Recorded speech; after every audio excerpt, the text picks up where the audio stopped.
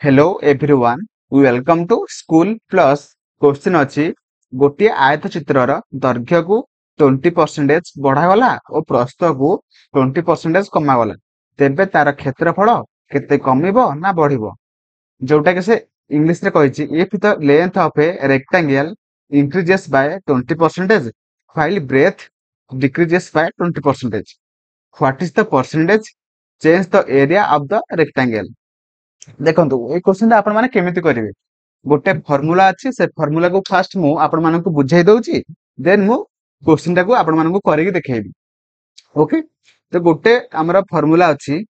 जोटा कि a plus b plus ab by 100। Okay जोठी कि हमर a हे जाउची कोन ना लेंथ एवं ता सहित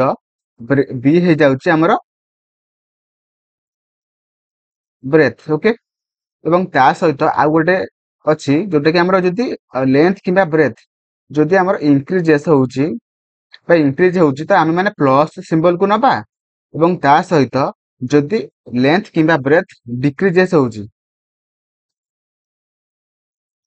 जदी डिक्रीजेस होउची हम माने नेगेटिव सिंबल को नबा। तो देखंतु फास्ट से कहिची कि लेंथ टा 20% बढ़ा गला बा इंक्रीज करा गला तो सेति पई हम माने +20 नै जिबा देन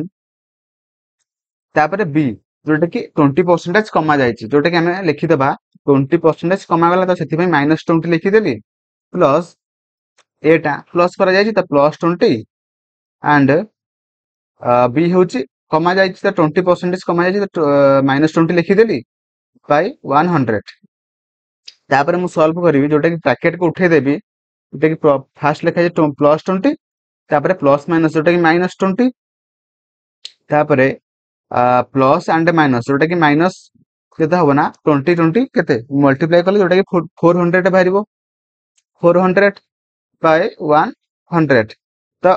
ऊपर दुटा जीरो तले दुटा जीरो कैंसल हो गला एंड +20 -20 कैंसल ताले केते रहिला ना -20 सॉरी -4%। तो माइनस टा हमर डिक्रीजेस पई हम यूज करथुले तो सेति पई हमर जोटा कि एरिया रे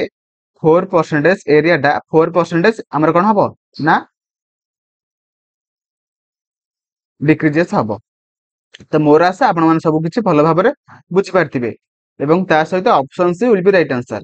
यदि आपण माने एबे पर्यंत वीडियो को लाइक करनांती लाइक कर देबे चैनल को नुआ थिले सब्सक्राइब करिवे एवं आपण माननको वीडियो केमिति लागिला मते कमेंट रे जणेबे। थैंक यू जय जगन्नाथ।